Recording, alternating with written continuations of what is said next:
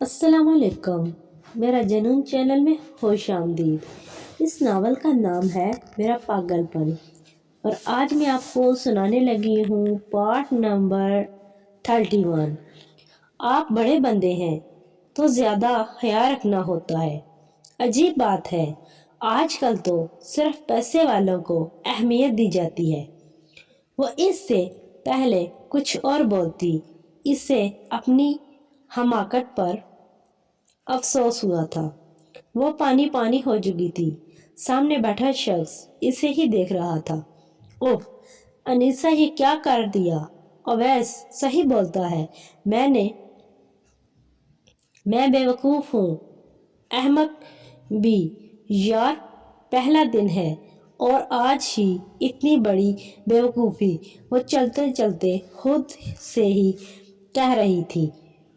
لعنت ہو تمہاری عقل پر انیسا، لعنت۔ اسے خود پر شاید غصہ آیا تھا، اور پھر وہ دوسرے پیشنٹ کو چیک کرنے لگی تھی۔ مس انیسا، آپ یہاں کیا کر رہی ہیں؟ پیشنٹ دیکھ رہی ہو؟ دیکھ نہیں رہا؟ یہ جملہ دل میں بولا گیا تھا۔ آپ کو شاید میں نے اس پیشنٹ کو دیکھنے کے لیے کہا ہے۔ سر انجیکشن لگایا ہے اور ڈرپ بھی، تو جب تک ختم نہیں ہوتی آپ کو کہا ہو۔ وہاں اس نے اسی جگہ اشارہ کیا تھا۔ اور آپ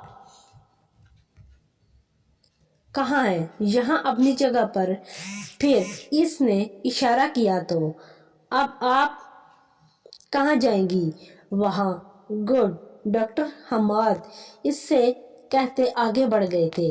وہ واپس اسی شخص کے پاس آ کر کھڑی ہوئی تھی، اور وہ ابھی بھی اپنی آنکھیں بند کیے لیٹا تھا۔ پکا کوئی عاشق ہے۔ عاشق لوگ ایسے ہی ہوتے ہیں۔ اسے دیکھ کر اس کے دماغ نے پھر تبصرے شروع کر دیے تھے۔ آپ مجھے کیوں دیکھ رہی ہیں؟ وہ تھا جو بند آنکھوں سے بھی سب دیکھ لیا کرتا تھا۔ میں وہ کرتی گھبراتی، جی آپ ہی یہاں ہیں تو آپ کو ہی بولوں گا۔ وہ بولنے میں اٹکی تھی۔ آپ کی ڈرپ ختم ہو گئی ہے۔ آپ نے سکون کا سانس لیا اور اس کے ہاتھ سے ڈرپ ہٹائی۔ تھینک یو، یہ کہتے وہ آگے بڑھ گئی، اور اسی بیٹھے شخص کو سمجھ نہیں آیا یہ تھینک یو کس بات کا تھا۔ آج حد کر دی مس انیسا، پہلے ڈاکٹر حماد اور اب اس رانجھے کو پتہ نہیں کیا کیا بول دیا۔ اوہ میں کہاں جاؤں؟ وہ خود کو کوس رہی تھی۔ اس کی چھٹی ہو گئی تھی۔ برقع پہن کر وہ ہاسپٹل سے باہر نکلی تھی۔ اس کے ساتھ ساتھ وہ شخص بھی تیرے نام پر پاگل ہیں ہم، ورنہ لوگ جانتے ہیں سیانے ہیں ہم۔ کہاں گم ہو؟ علیزہ نے اس کا کندھا ہلایا۔ کہیں نہیں یار، بتاؤ۔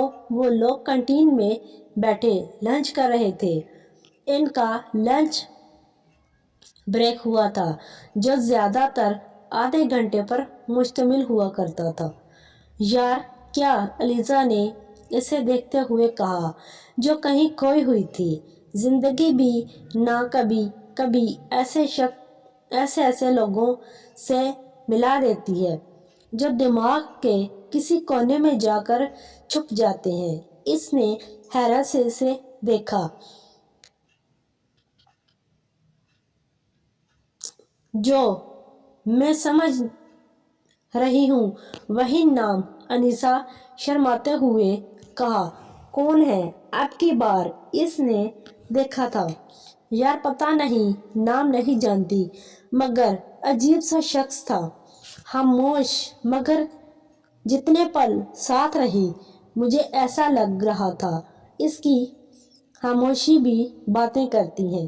اوف، पहले ही ड्रामा हो। तुम अब मोहब्बत भी डरा रही हो, जिससे इंसान से हो गई है। मोहब्बत नहीं हुई, मगर दिल ने एक बार इसने देखने की कोशिश की है, क्योंकि किस लिए की है मैंने नहीं जानती।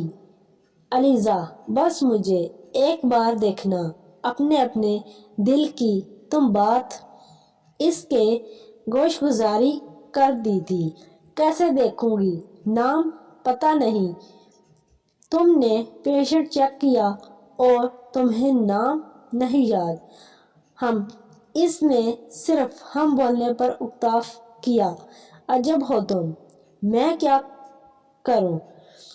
अलीज़ा, इसकी आंखें ऑफ थी, इसके जहन में इसकी शक्ल आई थी। इन आंखों पर मैं तो पूरी गजल लिख डालूं। लिख कर सेंड कर देना है। अपने इस पेशेंट को मैं चली डॉक्टर हमाद से, क्योंकि मुझे डांट नहीं खाई। ओके, वो भी फिर अपनी जगह से उठ गई। मिस अकीदा, आपने निकाह कर लिया और ये बात आपने सबसे छुपा के रखी, ऐसा क्यों? हमें बताएं। इसके ऑफिस के बाहर एक जब अफेयर लगा हुआ था मीडिया का, जिसे देखकर इसे शदीद कोफ्त हुई थी। वह गाड़ी से निकली ही थी कि मीडिया वालों ने इसे घेर लिया था। जो अपने खबर सुनी है वो ठीक है, रिसेप्शन पर बुलाऊंगी, आ जाएगा, इतना कहती वहां से निकली थी। वह मीडिया वालों को इससे दूर किया था। इसके गार्ड्स ने अब क्या होना था। ये खबर कैसी तूफान की तरह फैल चुकी थी और इसके बाद मुस्तकिल कॉल मैसेज आ रहे थे, जिनमें एक कॉल इसके दीवाने की भी थी, जब्बार कुरैशी इसका नाम। जैसे ही मोबाइल पर चमका, इसने इसे फौरन हटाया। असल इंतजार तो इस कॉल का था। वो ज़ेरे लब खुद से ही मुखातिब हुई। मुबारक हो अकीदा खान रहमानी, आहर कर ही ली ना तुमने शादी।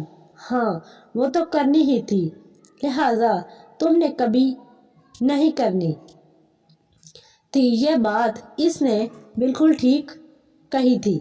इससे शादी नहीं करनी थी, लेकिन अब कर ली थी, सिर्फ किसी के सुकून को बर्बाद करने।